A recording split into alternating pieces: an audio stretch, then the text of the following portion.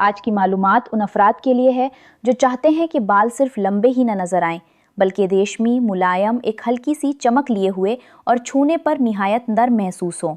बहुत दफ़ा ऐसा होता है कि बाल लंबाई तो पकड़ रहे होते हैं, लेकिन उनमें वो नरमी नहीं होती जो दूर से एक सेहतमंद नज़र दे।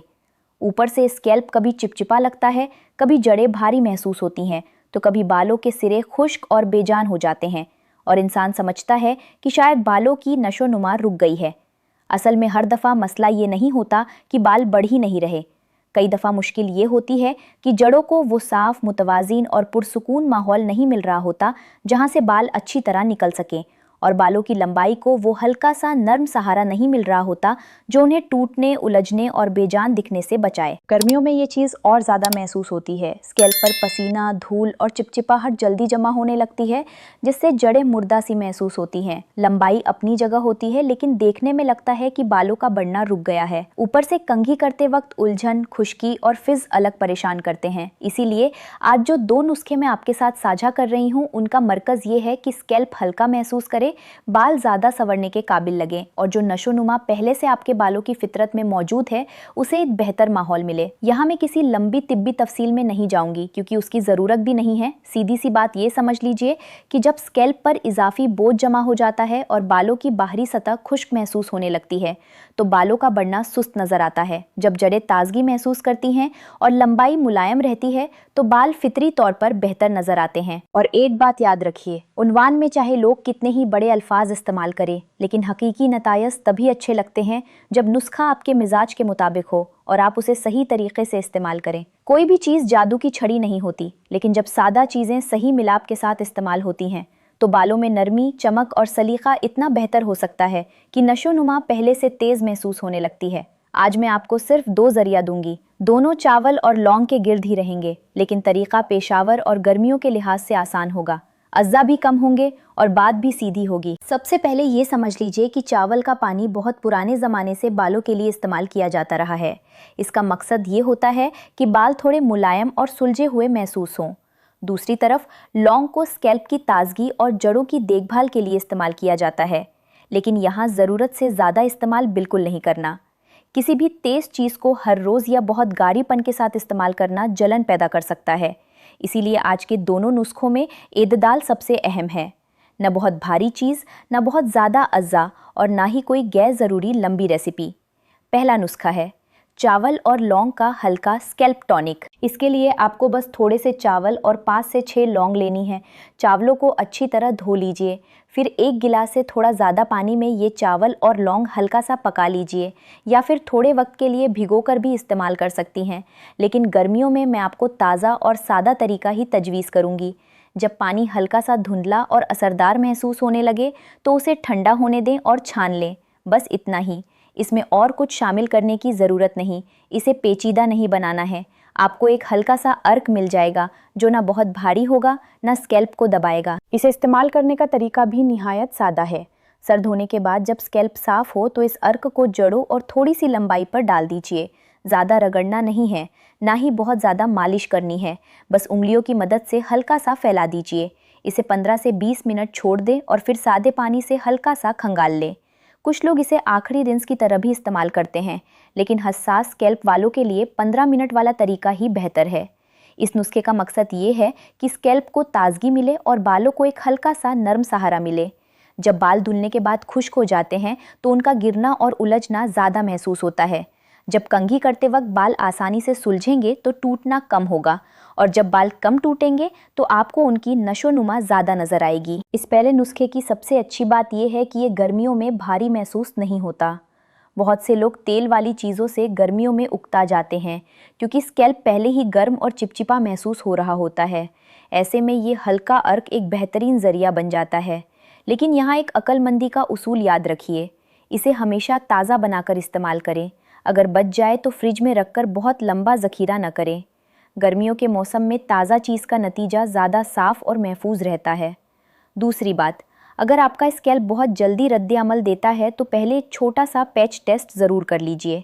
ज़रा सी एहतियात बहुत काम आती है। अब ये मत सोचिए कि इस एक दफ़ा के इस्तेमाल से अगले ही दिन बाल कमर तक हो जाएंगे। नुस्खा उस वक्त असरदार लगता है जब आप इसे मामूल के साथ इस्तेमाल करती हैं। हफ्ते में 2 दफ़ा इसका इस्तेमाल काफ़ी है, हर रोज़ की ज़रूरत नहीं। पहले 2 हफ्तों में आपको सबसे पहले जो फ़र्क महसूस होगा वो ये है कि बाल थोड़े हल्के, नर्म और कम उलझे हुए लगेंगे। फिर आहिस्ता आहिस्ता आपको ये एहसास होगा कि जड़ें उतनी बेजान नहीं लग रहीं। जब बाल संवरने और बांधने में सलीका दिखाते हैं तो उनकी दिखावट फ़ौरन बेहतर हो जाती है। बहुत से लोग इसी मंजिल पर समझते हैं कि उनके बाल बढ़ना शुरू हुए, जबकि असल में उनकी लंबाई को अब एक नर्म सहारा मिल रहा होता है और गैर ज़रूरी खुश्की कम हो रही होती है। अब दूसरा नुस्खा है लौंग के तेल का इस्तेमाल चावल के पानी के साथ। ये उन लोगों के लिए ज़्यादा अच्छा है जिनकी जड़ें कमज़ोर महसूस होती हैं, लेकिन वह गर्मियों में भारी तेल लगाने से बचना चाहते हैं। यहाँ आपको सीधा तेज़ लौंग का तेल स्कैल्प पर नहीं लगाना है। अगर आपके पास लौंग का रूह है तो उसे हमेशा किसी हल्के तेल के साथ मिलाकर इस्तेमाल करना है। नारियल या जोजोबा जैसा हल्का तेल इस काम के लिए बेहतरीन है।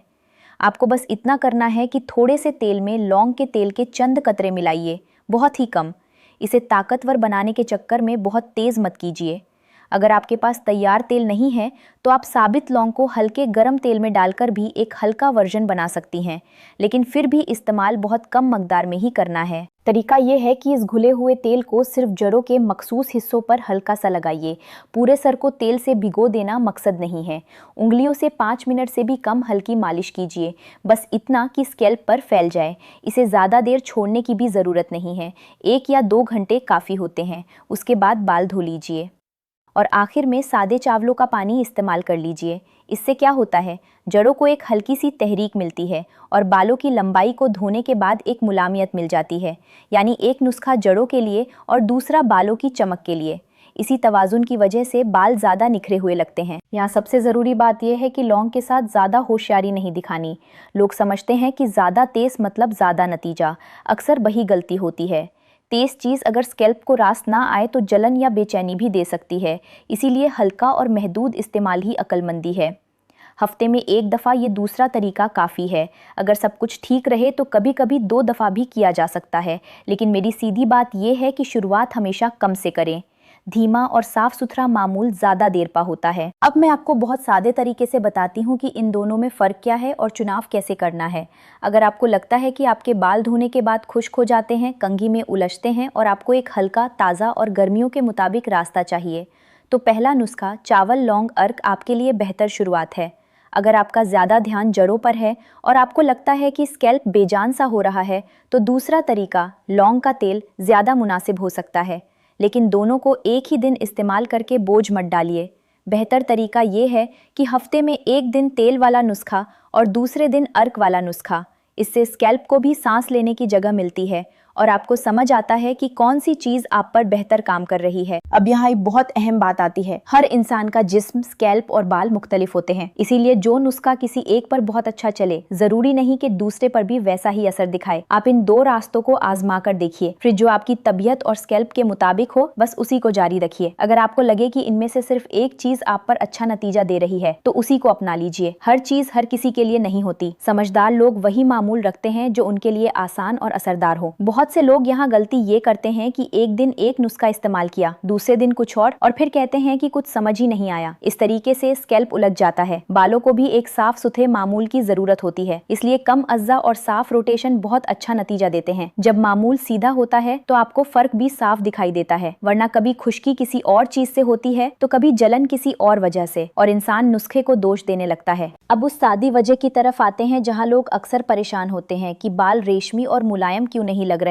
इसकी सीधी सी वजह यह है कि स्कैल्प और बालों की लंबाई दोनों एक जैसी ज़रूरत नहीं रखते। जड़ों को हल्कापन, सफाई और तवाजुन चाहिए होता है, जबकि लंबाई को मुलायमियत और कम रगड़ चाहिए होती है।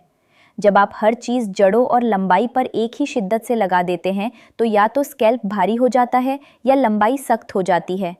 इसीलिए आज के दोनों नुस्खे थोड़े समझदारी वाले हैं। एक हल्का रिंस है जो पूरी दिखावट को बेहतर बनाता है और दूसरा जड़ों के लिए एक नपा तुला तेल है। यानी दोनों का काम अलग है और इसी तवाजुन से नतीजा पेशावर लगता है। आपने शायद खुद भी महसूस किया होगा कि कुछ दिन बाल अचानक अच्छे लगने लगते हैं। वही चीज़ें, वही मामूल, लेकिन दिखावट बेहतर। क्यों? क्योंकि उस दिन स्कैल्प पर बोझ कम होता है, बाल कम उलझते हैं और कंघी करते वक्त खिंचाव कम होता है। यानी ज़रूरी नहीं कि हर दफ़ा कोई बड़ा नुस्खा ही चाहिए हो, कई दफ़ा छोटी सी तब्दीली ही पूरा मंजर बदल देती है। चावल और लौंग की जोड़ी इसीलिए पसंद की जाती है क्योंकि ये सादा है, घरेलू है और अगर सही मकदार में इस्तेमाल हो तो स्कैल्प और लंबाई दोनों को अलग अलग तरीके से सहारा दे सकती है। अब मैं आपको हफ्ते का एक साफ सुथरा नक्शा बताती हूँ।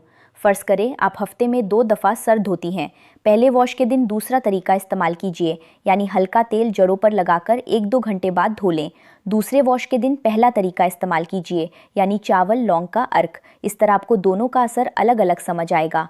अगर आप हफ्ते में सिर्फ 1 दफ़ा सर धोती हैं तो 1 हफ्ते अर्क और अगले हफ्ते तेल वाला तरीका आजमाएं। इससे आप ज़रूरत से ज़्यादा इस्तेमाल से बचेंगी और स्कैल्प को भी आराम मिलेगा। और हाँ, जब आप कोई भी नुस्खा इस्तेमाल कर रही हों तो उस दिन बालों को बहुत सख्ती से बांधने से बचना बेहतर है।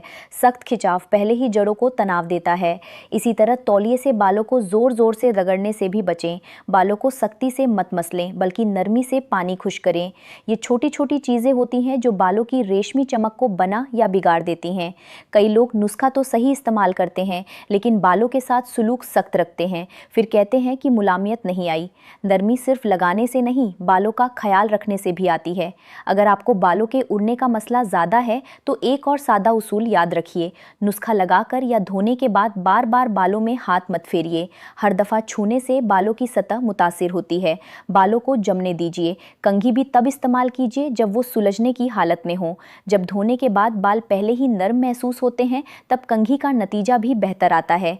इसीलिए चावल लौंग के अर्क का असर बहुत से लोगों को पसंद आता है, क्योंकि वो बालों को बहुत सलीका देता है। आप आज से अपने लिए सही रास्ता चुनिए, मामूल को साफ रखिए और फिर देखिए कौन सा नुस्खा आपके बालों को ज़्यादा सेहतमंद बनाता है। जो चीज़ आप पर असर करे उसी पर टिक जाइए, वही आपका असल नुस्खा होगा। याद रखें कि ये मालूमात सिर्फ तालीमी मकसद के लिए है और अवामी ज़राए से ली गई है। मज़ीद तफसील के लिए आप अपनी सूझबूझ का इस्तेमाल करें। शुक्रिया।